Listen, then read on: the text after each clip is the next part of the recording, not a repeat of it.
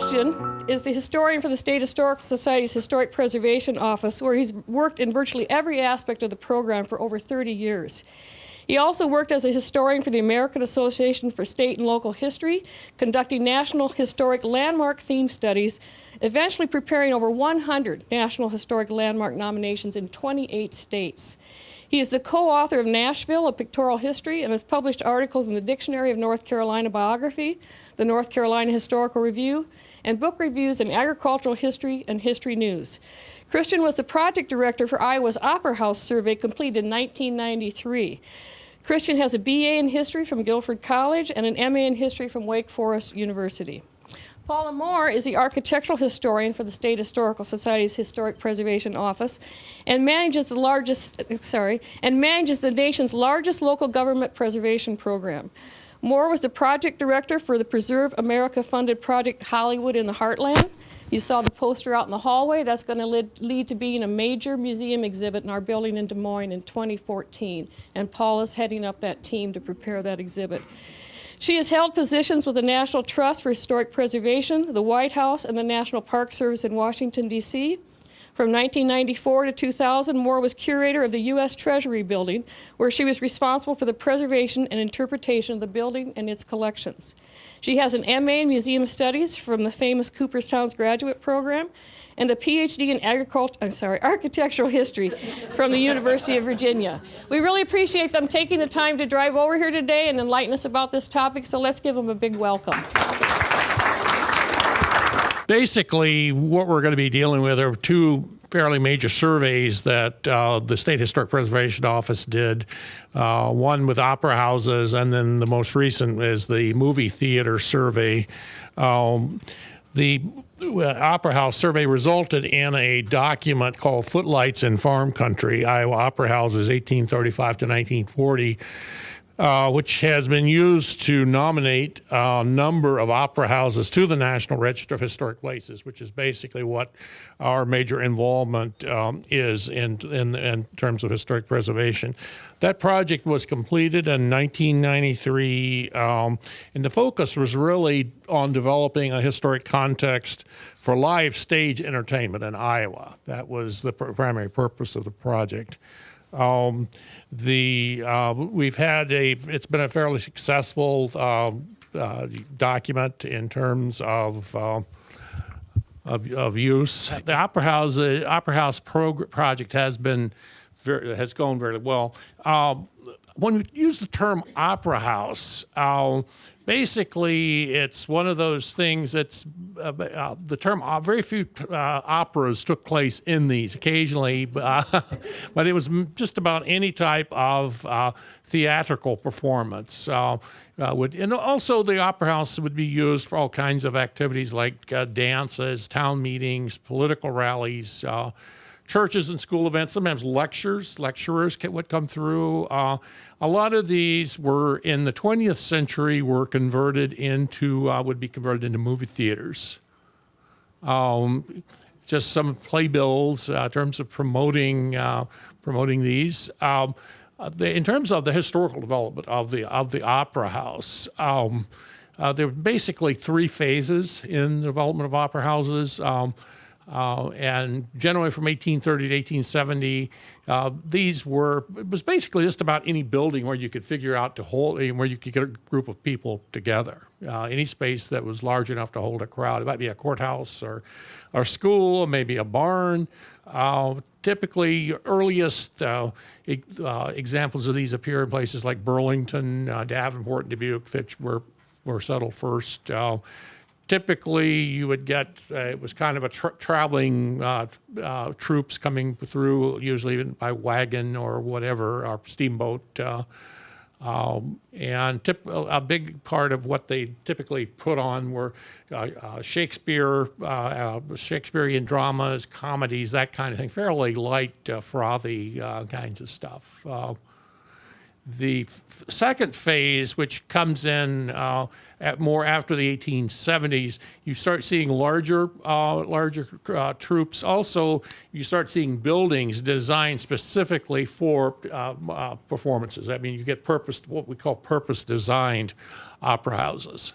And the railroad would play a major impact in the expansion of these. Particularly, you had some railroad activity, for in the eastern Iowa before the Civil War, but it was mainly a period after the Civil War when the railroad really got built across the state. You had just about every community would be connected to rail lines, and the railroads became a major. A lot of performers who were going to maybe traveling further west or other cities would oftentimes stop off in Iowa to do layovers and to put on performances.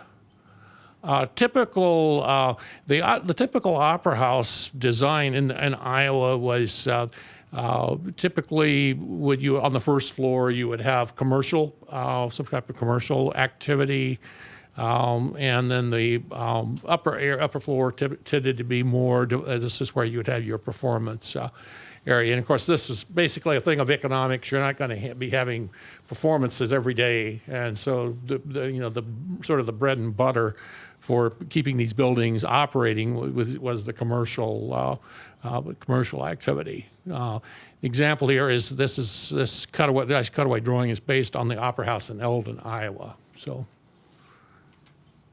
And then you get other interesting. Lister's Opera House in Newton is kind of an interesting one from the post 1880 period, and by virtue of the fact it actually Lister owned. This was actually had its own acting company. The Lister's group would travel around by wagon and do tent shows in the summer months, and then in the cooler weather in the winter, basically they did performances in the opera house.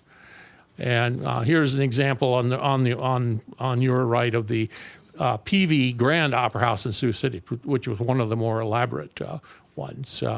Here you've got the Cherokee Opera House, which is what's interesting about this one is on the lower level they had like meeting rooms and a restaurant, and it was a little bit different than what you typically found. Here we've got the Tripoli. This is a fairly common type of building in a lot of the smaller communities, very utilitarian type. It's almost kind of a throwback to some of what was sometimes called opera halls that were started being built in the 1840s, 1850s. But and actually, the interesting thing, this is really a one-story building, even though it appears to be a two-story building.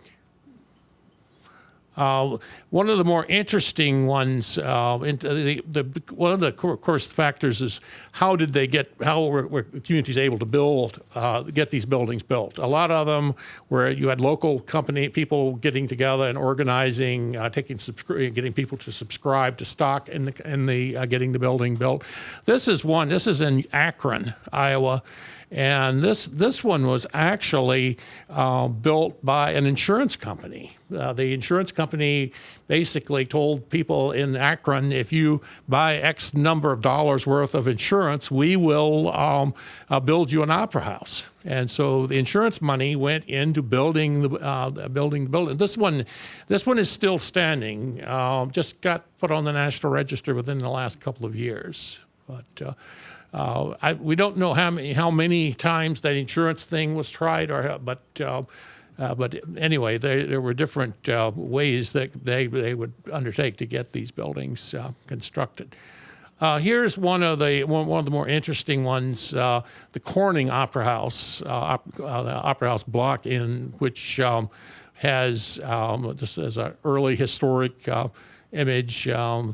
And it had a very high seating, could seat a very large number of people. This is one that actually has been renovated and put back into use. I think they've gotten quite a bit of recognition and funding from the National Trust. It's one that you can still visit. Here we've got Dunlap, which is out. This is out in western Iowa. I think this is. In Monona, I can't remember if this is Monona County. I think it's actually Harrison County, but a pretty elaborate building for a fairly small town. Dunlop was not that large. An interesting, very interesting design. Cresco is really interesting, the Cresco Opera House.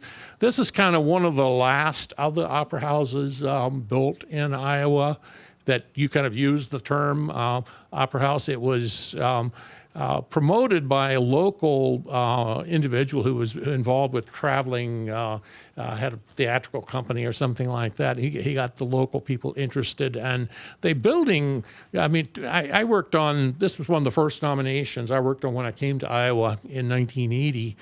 And this was a pretty plain Jane building from the exterior, but it has a rather elaborate interior. It was supposed to have been based very similar to the Blackstone Theater in Chicago.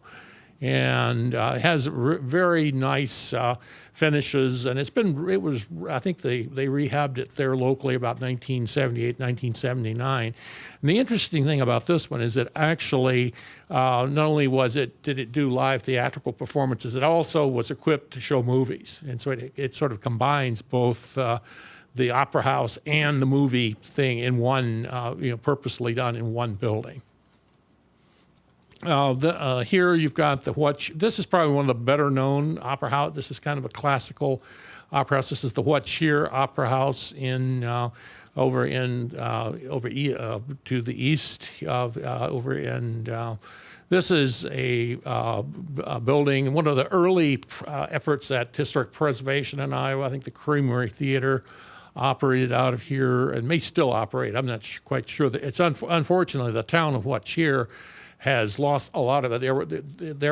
When this building was first put on the register and was rehabilitated, there were quite a few nice brick commercial buildings on that main street.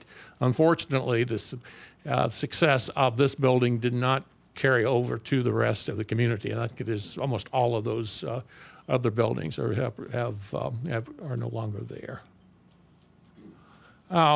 Here we've got another kind of an interesting opera house story. This is in Pella. This is the Pella Opera House, which some of you are familiar with and maybe have attended performances here. I know the State Historical Society staff has had meetings in this building, staff training activities, that kind of thing.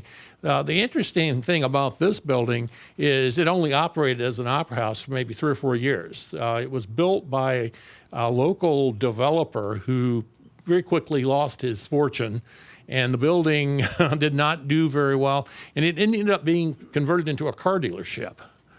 And the building, what you see here on your left are the interior of the building. This is almost a total reconstruction. There was very little of the interior remaining, and so this interior was basically put back into the building, and they did sort of a best guess type of thing in getting it put together.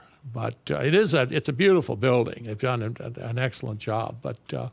It's sometimes these buildings, sometimes opera houses paid off, and other times they didn't. That was it was kind of a risky business.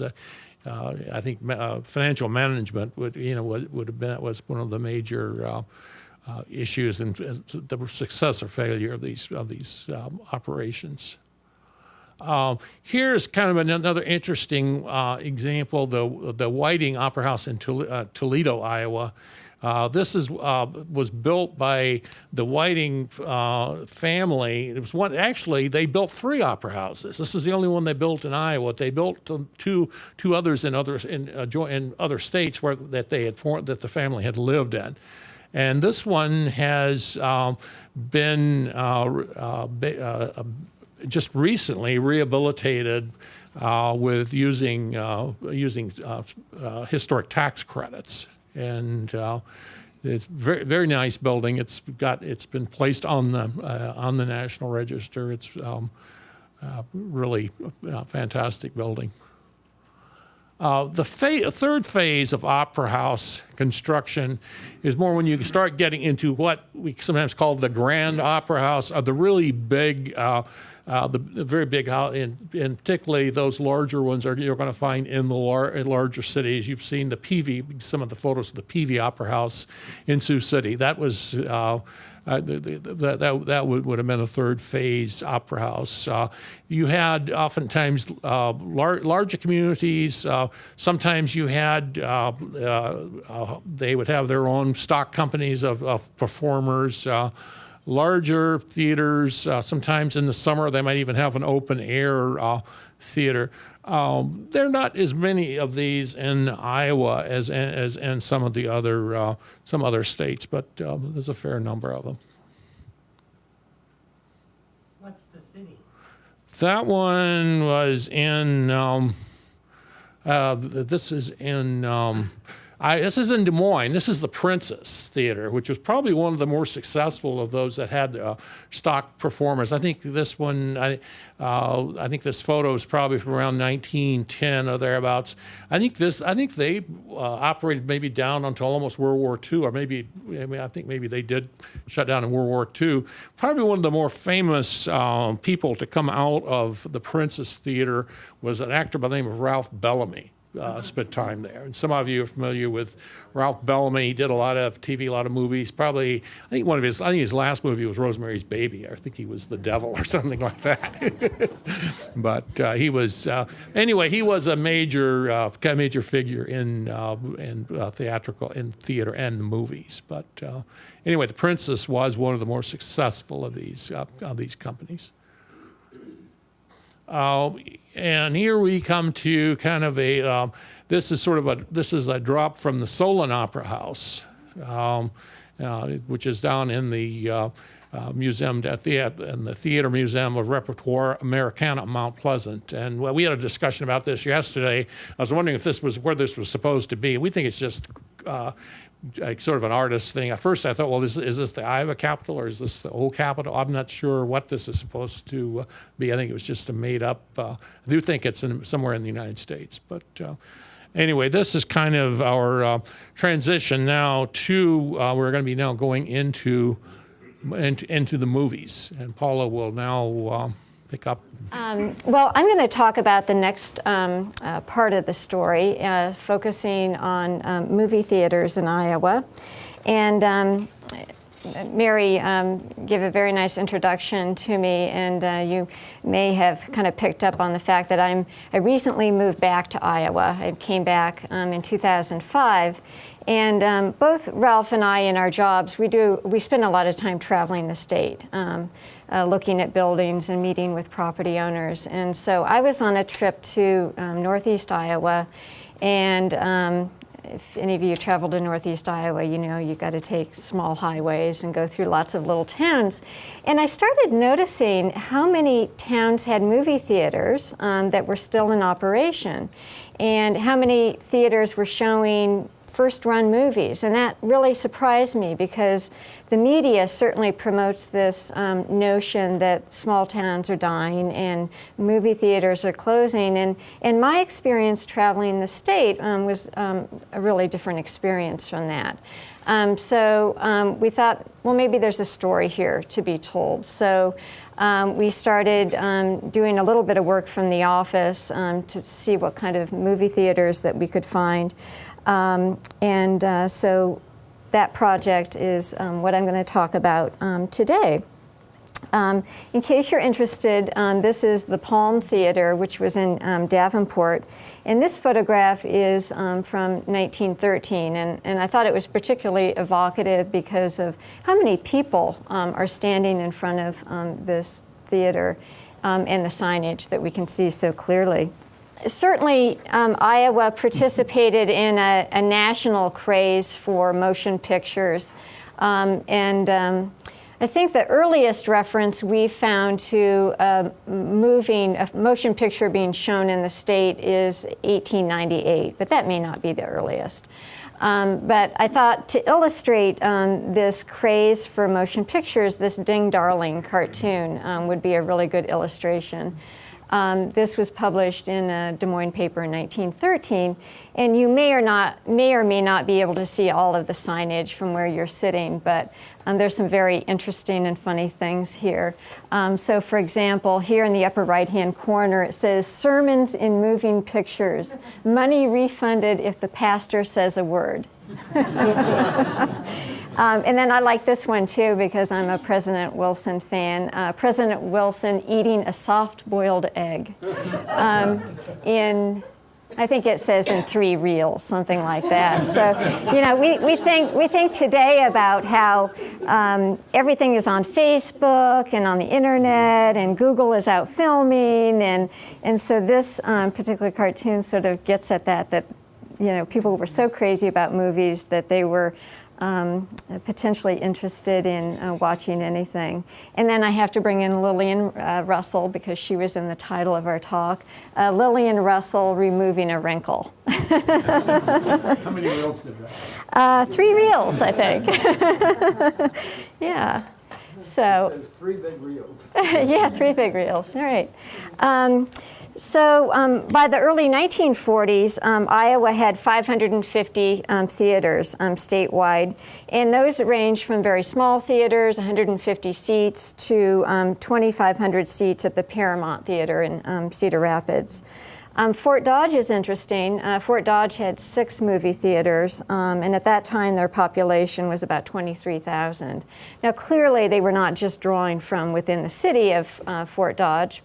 Farm families would come in, of course, and watch movies. And Mary talked about some of the interesting theater names that have been documented: the Rialto, the Orpheum, the Rex, the Majestic. Those are all fairly common theater names. But then other names drew on local or regional references, like the Alamo, the Chieftain, the Tall Corn Theater.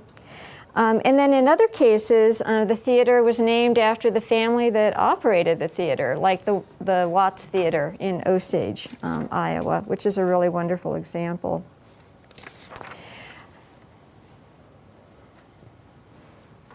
So clearly operating a movie theater has always been a business that was constantly changing. And one of the challenges of doing this research is that theater names change, theaters close, and then they're reopened a couple of years later.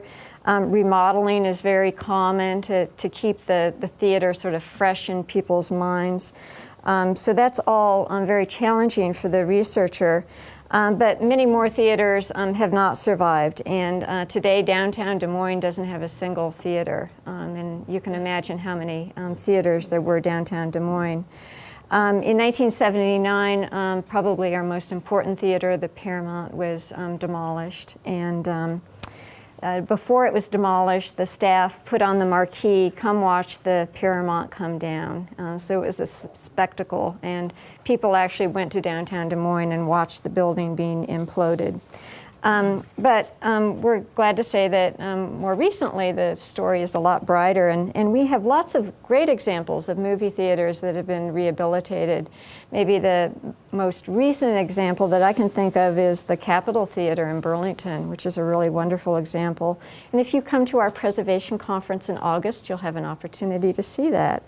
The Paramount in Cedar Rapids has been rehabilitated several times, but recently, well, I think last fall, reopened after a major restoration following the 2008 flood.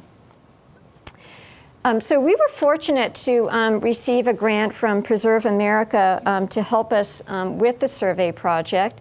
And so we were able to hire a consultant who spent a lot of time out in the field actually documenting these theaters. But I have to say that a lot of the research that came into our office was generated by local historians, people who sit on historic preservation commissions. I had to smile when Mary said that she had done just a little research. Well, Mary spent hours and hours and hours going through statewide directories and was able to identify more than 700 theaters around the state. Their names, some cases, yeah.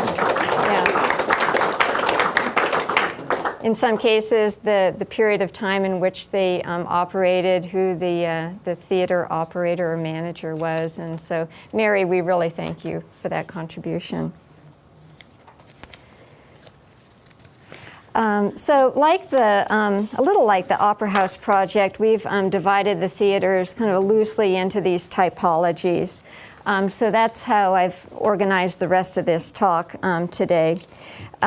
We have kerosene theaters, which are also known as jackrabbit theaters. And these are ephemeral, and so you can't find a photograph of these theaters. But I remember my dad telling me about his experience as a kid growing up in the farming community of Eldridge, which is in Scott County. And he grew up on a farm, but on Saturday night they would go to Eldridge and do the shopping. And the local merchants would get together and hire somebody to project a movie on the side of a building. And you would sit on pieces of wood that were supported by probably concrete block or something like that, and watch the movie after dark. And so that is the jackrabbit or kerosene theater experience. And then we have transitional theaters, theaters that were purpose-built to show movies. Another interesting category are theaters that are part of a much larger building, and then finally drive-in theaters. The illustration I have here is the King Theater in Belle Plaine, and with all the people lined up out front waiting to go in, I think really illustrates how important going to the movies was for a lot of Iowans. So I said I don't have a photograph to show you of one of these jackrabbit theaters, but a type that is related to the jackrabbit theater is the air dome, excuse me. And so these were outdoor theater experiences that were enclosed by some architecture or some walls so that the operator could control who could see the movie. You had to pay admission, of course. Oops, excuse me. And so this is the Air Dome Theater in Washington, and this opened up in 1908. Does not survive any longer. But presumably you would go into this space, there would be no roof, you'd sit outside, you'd sit on benches of some sort, and then there would be a screen at one end of the space. Really, really interesting structures. Transitional theaters, of course, are very common in the state, and probably the most common example will be the opera houses that Ralph talked about that were converted to motion picture exhibition at some point. Good example of that is the Majestic Theater in Dubuque, which was constructed around 1910 to show live performances. But then was later turned into the Archeo Orpheum, and when it became a film venue. Another transitional example are the very large theaters that from day one were intended to show both live performances and movies. And so a good example of that is the Capitol Theater in Davenport, which was built around 1920, designed by Rapp and Rapp. And so I have some interiors and some exterior details. This theater sat about 2,500, so certainly one of the largest theaters in the state. I mentioned the Paramount Theater in Cedar Rapids, which has recently been restored after the 2008 flood. This building was designed by some architects from Milwaukee. I think the pattern is that the larger and more opulent the theater, the more likely is that the owner was going to an out-of-state architectural firm to design the building. This building first opened up in 1928 as the Capitol, but then became the Paramount Theater. And the gentleman here in the front row, I think, has done quite a bit of research on this building. So my next category are the purpose-built movie theaters. And this is just a really wonderful example that I am almost positive does not survive. It's the Luna Theater in Battle Creek. Battle Creek is in Ida County, so we're talking western Iowa. This is one of the theaters that Mary Bennett was able to document through her research in state directories. And so I think it shows up as early as 1922, but I suspect this building was probably constructed in the 19-teens. And what I find interesting about it is that it's a really compact building, but it's very much a monumental building. And Battle Creek had about 600 people at the time that this building was built. So clearly they're drawing from the whole county to fill this theater. As an architectural historian, I'm interested in the aesthetics of these theater buildings, and I think movie theaters of all building types are where you see the most variety in architectural style. So this is a really good example of a Mission Revival or Spanish Revival theater. This is the Rialto Theater in Missouri Valley. So again, we're talking western Iowa. And the Mission Revival style originated in California, so it's a little different. Rather than originating on the East Coast, it originated on the West Coast and then moved east. And it revived the architecture of the Spanish colonies in the United States. So the Mission Revival characteristics that we could point to on this building would include the stucco on the front elevation, the little pent roof at the top with the clay tile. And then do you see those round posts that are projecting through the stucco? Well, those are vigas, which are the rafters that supposedly support this building, but probably don't, protruding through the exterior wall like you'd see in a southwestern building.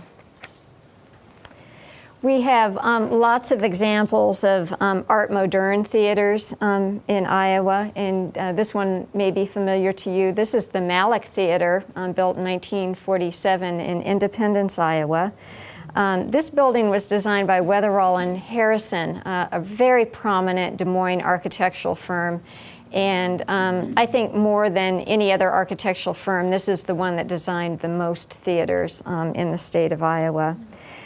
So it has a really wonderful facade that combines structural glass, which is that colored glass that brings really a sense of luxury to the building.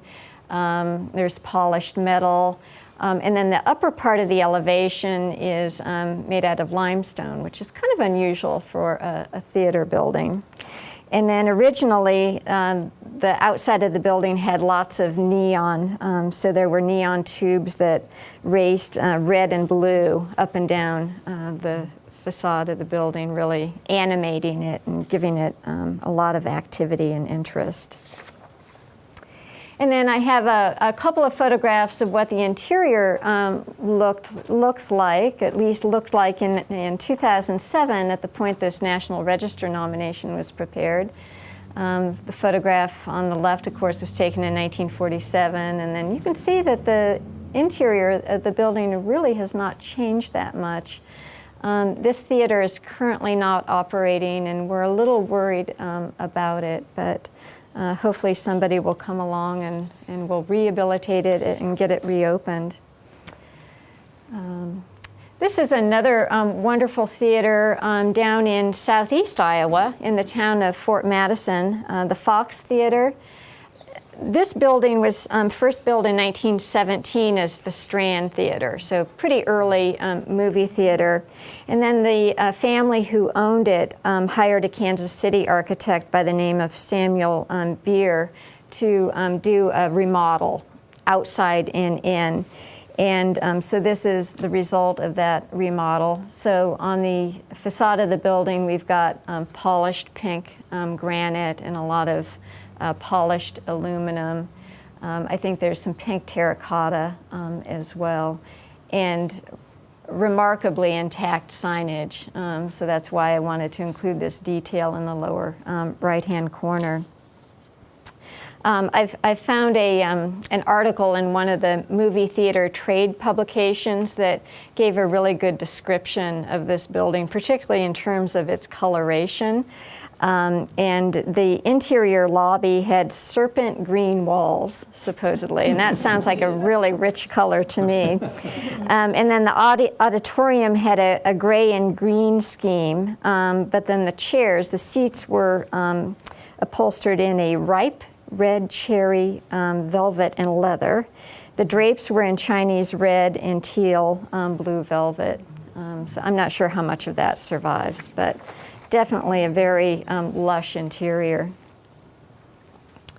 I forgot to mention that one of the purposes with particularly with our survey project that was funded by Preserve America, was to survey parts of the state that hadn't gotten a lot of survey work done before. And there are a couple reasons. We wanted to correct that situation. But we were also very interested in telling the story of what was happening in small towns. We know a lot about what's happening in Des Moines and Davenport and Cedar Rapids, but what was the movie going experience in small towns around the state? So with the project, we were able to nominate one movie theater to the National Register. And so we decided to pick the Sioux Theater in Sioux Rapids. This is northwest Iowa, which has not received a lot of survey work. And the other advantage of this theater is that we were interested in starting to push the envelope in terms of what we consider historically important and worthy for the National Register. So for those of you who are involved in the field, you know that in the past 10 years or so, there's been a growing interest in mid-century modern architecture. And so that's the other reason why we selected this particular theater, which was built in 1946, again designed by Weatherall and Harrison, that architectural firm in Des Moines. So this is a really great example of Art Moderne architecture post-World War II. And some of the characteristics to point out here would be the building is constructed of kind of a blonde brick, so a lighter palette. Lots of curves on the facades, the rounded corners done in brick, but also done in the glass block that you see. Polished metal, particularly around the entrance, and in this case it's chrome. So they're sort of picking up on some of the aesthetics of ships and cars and trains. That's the idea. What year? 1946 is when this opened up, yeah. The other interesting thing about this theater is that this theater was run by a woman, and that actually isn't as rare as you might think. Her name was Edna Rector, and she and her husband ran a theater called the Star Theater in Sioux Rapids beginning in the early 1930s. We're not sure exactly when. Her husband passed away, and so she continued running that theater. And then in 1939, that was a big year for her. She got married to her second husband.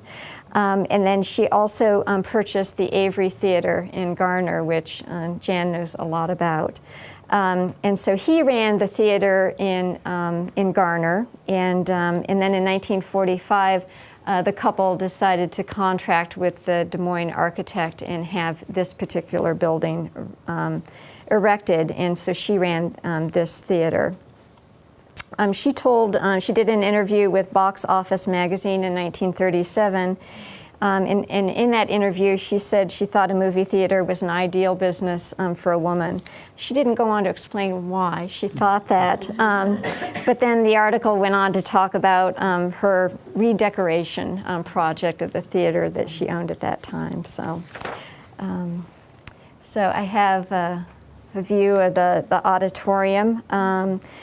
As I said, the building itself was designed by the Des Moines architectural firm, but the interior decoration was provided by a firm out of Minneapolis, and that seems to be pretty common too. There's a specialization. The architect doesn't necessarily figure out the draperies and the decorative painting on the interior. Some other specialist is brought on to do that to really heighten that movie experience for the audience. This auditorium had zonolite acoustical plaster, which was fairly common. There were lots of new products that were being developed during this time for movie theaters. The projection room was a concrete shell. Again, there was a real concern about the combustible nature of film during this particular period of time. And then the other thing that this movie theater is a good example of is that the building had an apartment for the owners on the second story.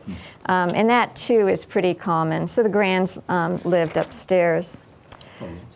What are the wall hangings going around? Oh, well, that's a good question. The building is currently owned by the Sioux Rapids Historical Society, and so they use this building to exhibit local history. So I think that those are probably high school class photographs. Okay. Yeah. Yeah. Okay. And then the last type would be theaters which are constructed as part of a larger building. This example is the Grand Theater in Eldora, and it was constructed by the Pythians. So there's a tradition here in Iowa where fraternal organizations would play a role in getting the movie theater constructed.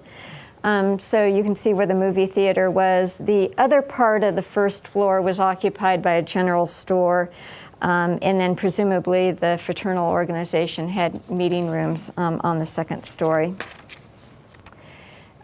The other example is in Mount Pleasant, and I like this building for a couple reasons. First of all, we don't see a lot of classical revival movie theaters in Iowa, but this is a red brick building with really beautiful stone trim. And the Masons were instrumental in getting this one built. And so the theater owner paid for the construction of the first floor, and then the Masons paid for the second floor where their lodge was located. Okay, and then drive-in movie theaters. I think you're all aware that only a handful of these drive-in movie theaters survive today, and we think there may be 3 or 4 left in varying degrees of integrity. So these theaters are truly a nearly extinct breed. Attendance really dropped quite a bit in the 1960s, the 70s, and then in the 1980s, the introduction of VCRs and cable TV further eroded attendance at the drive-in movie theater. They're also susceptible to tornado damage. So those big screens often were wiped out by tornadoes. We have really been blessed with the contributions of Craig Benabos in Mason City. Craig has a drive-in movie theater museum, which he operates out of the mall in Mason City, and for many, many years he's been a collector of drive-in movie theater memorabilia. I would suspect he has maybe a couple hundred movie projectors, and whenever I go visit him at his house, I say, "Your wife is a saint." And he just smiles. But so these images are really courtesy of Craig Benabos. So we thank him for that. This is a non-extant drive-in theater up in Dubuque County, the Dubuque Drive-In, which was located just north of Dubuque. And I really love this image because it's like a drive-in movie theater set within a Grant Wood painting. So this opened up in 1949, and it could accommodate more than 500 cars, so very large theater. And then an even more unusual example is the fly-in drive-in movie theater, of which Iowa had one. This was up in Mitchell County. And at the point that these posters were printed, the Bel Air claimed to be the world's only fly-in movie theater.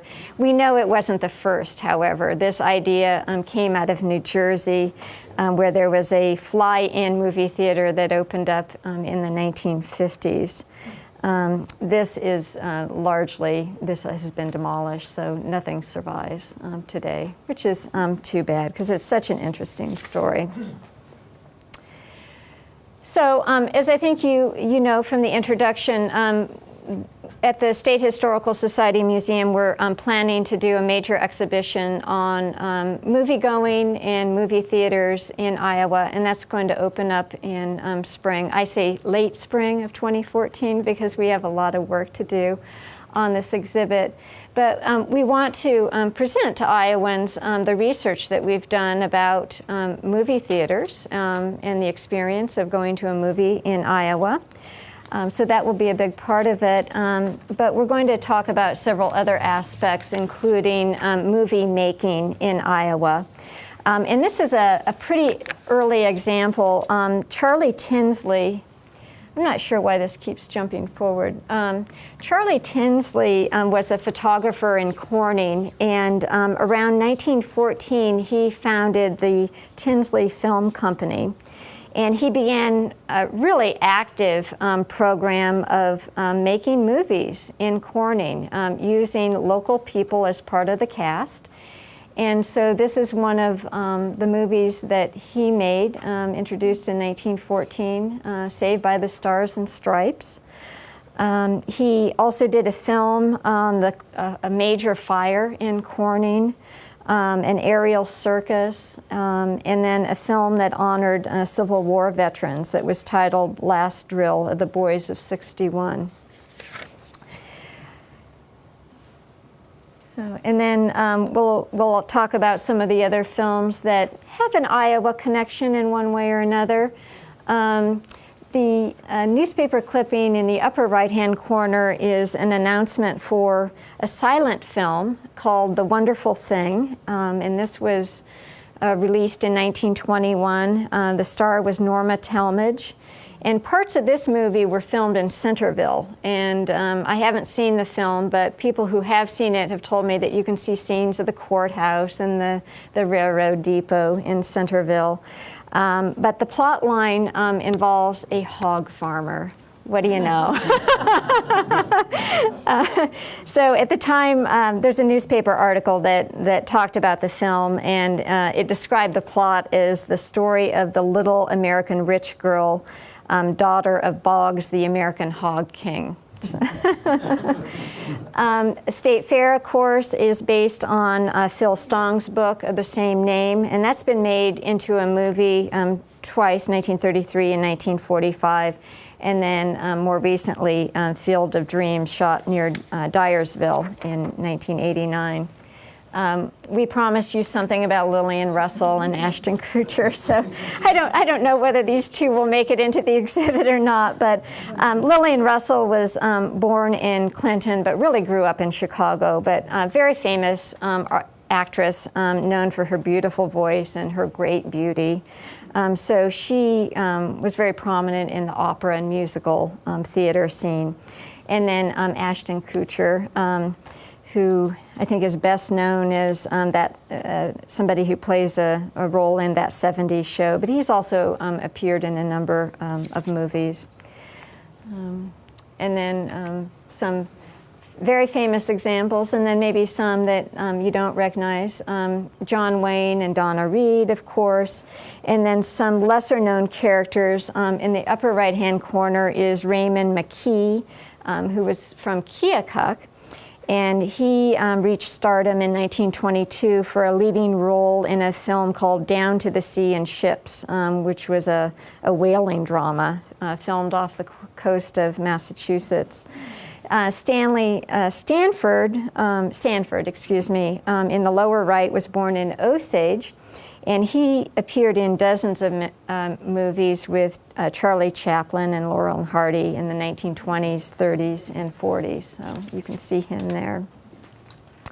Other Iowans will undoubtedly play a very important role in our exhibit, such as A.H. Blank, an important Iowa movie pioneer who established an early Nickelodeon theater in downtown Des Moines in 1908. He bought rented a little building next to a streetcar stop. And so as people were waiting to transfer to a streetcar, they could come in and pay 25 cents and watch a movie. He went on to have a much bigger theater syndicate called Central States in the 1920s. And then his son, Myron, continued in the business. And it's Myron who's shown sitting on the lap of Shirley Temple here on the left. I don't think this is a real look magazine. I think it's one that Myron Blank had made up to promote himself. Because to be a theater operator, you do need to be a big promoter. And so we've begun to plumb the Blank family papers, which are at the Iowa Jewish Historical Society near Des Moines. And there are scrapbooks and scrapbooks of the promotional materials that Myron Blank would put out.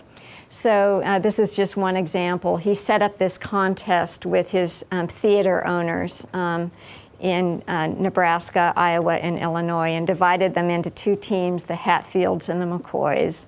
And so I think it was a way to create some competition among the theater owners and get a little publicity too. So that's kind of a fun thing. And then I think that's my to my knowledge, Porky Pig is not from Iowa. And then I've got a credit slide. You know, I think Ralph would agree that one of the fun things about working on a project like that, like this, is the visual images. And so we've really drawn on the contributions of lots of people in putting together presentations like this, and then the exhibit itself. So, okay. Well, I think.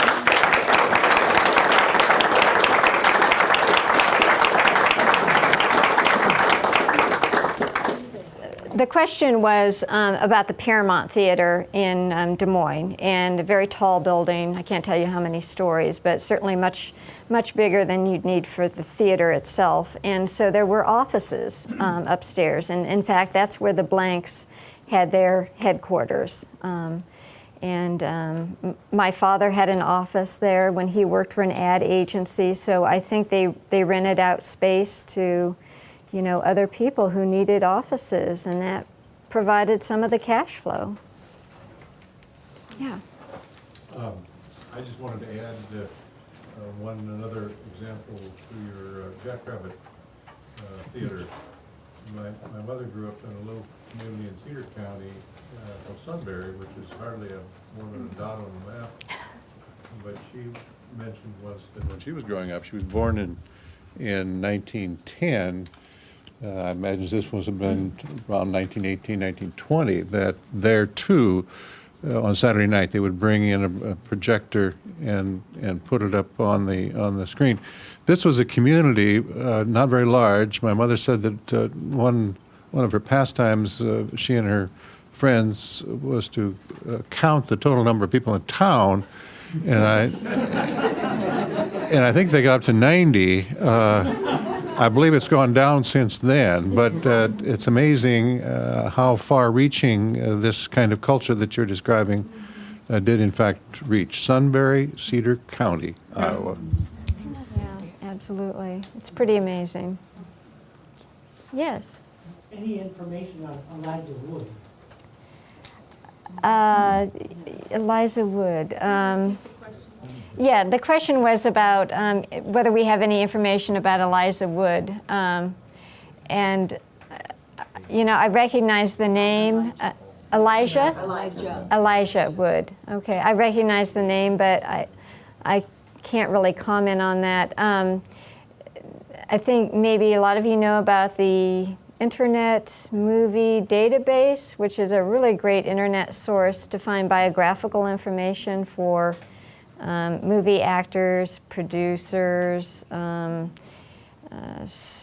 screenwriters, anybody who has a role in motion pictures since the beginning of time. So, yeah. There really are so many Iowans who are involved in the movie industry, who have stayed in the state but who have left Iowa, that I think one of the challenges for the exhibit will be, selecting who will focus on.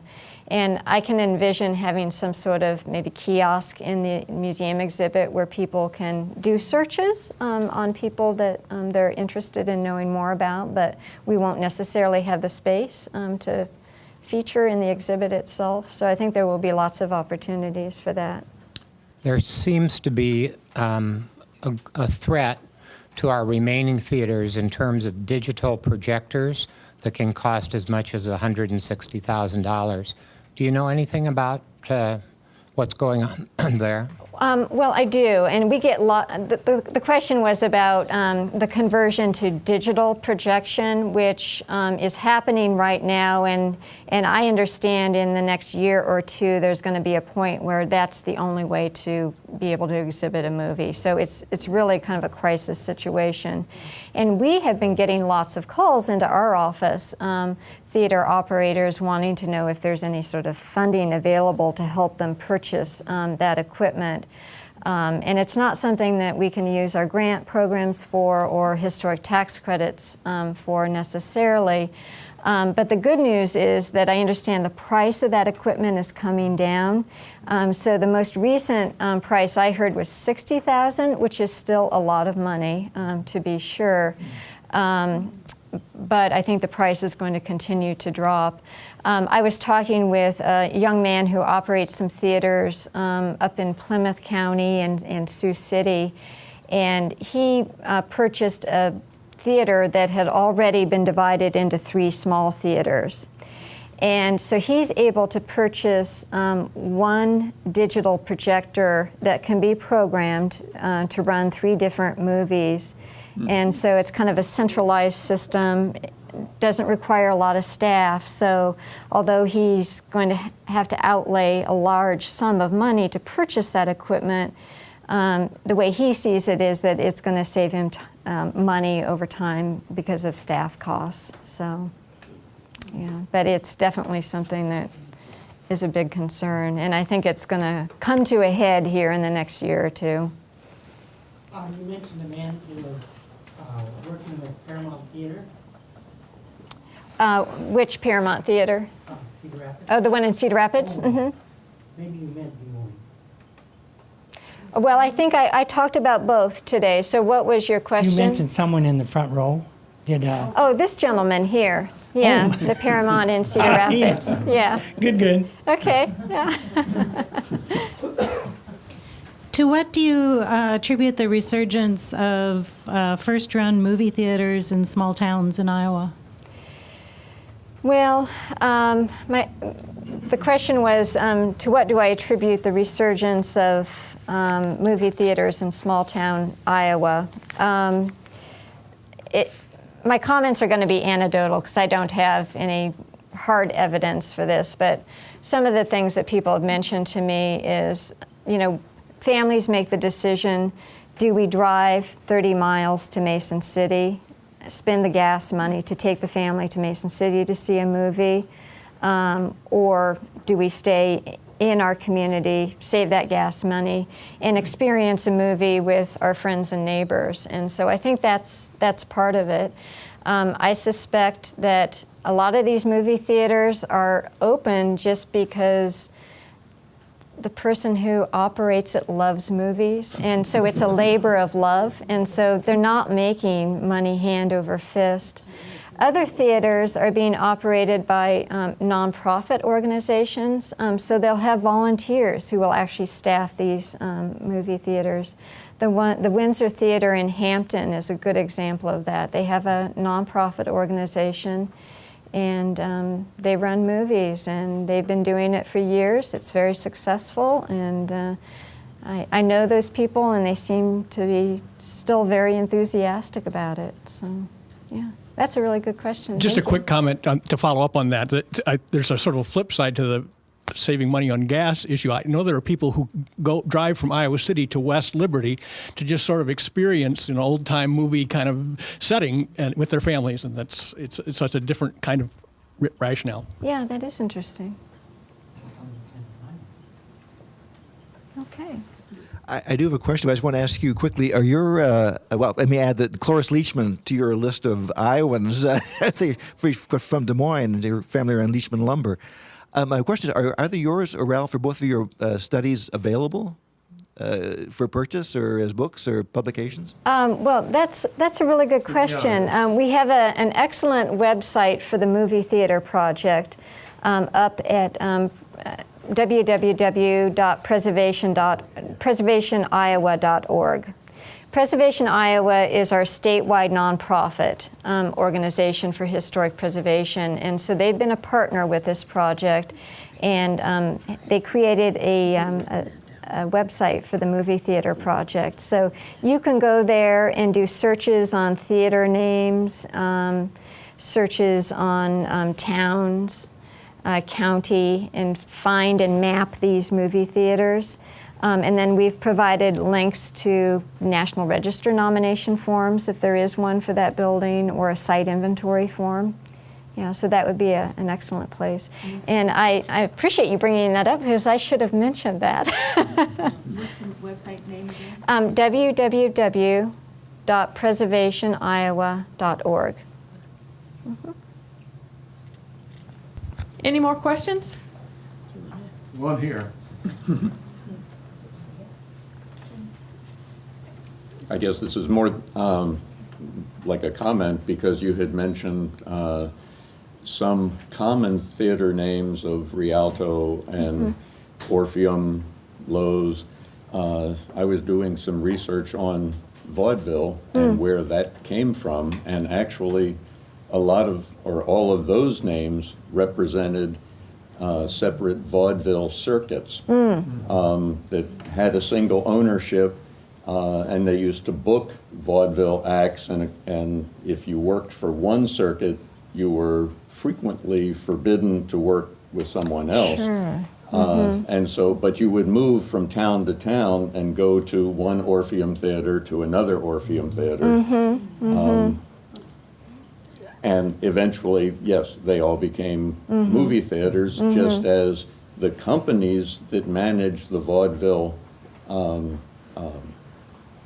business ultimately bought film studios in Hollywood and became the original RKO Right.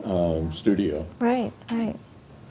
So today we would call that good marketing, wouldn't we? That you own the actors and the actresses, and then you own the theaters too. Yeah.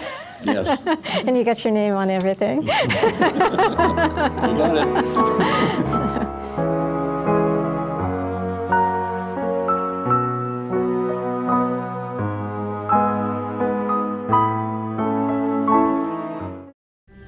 You're watching City Channel 4. On TV, online, on demand, on Facebook, and now on the go on your mobile device.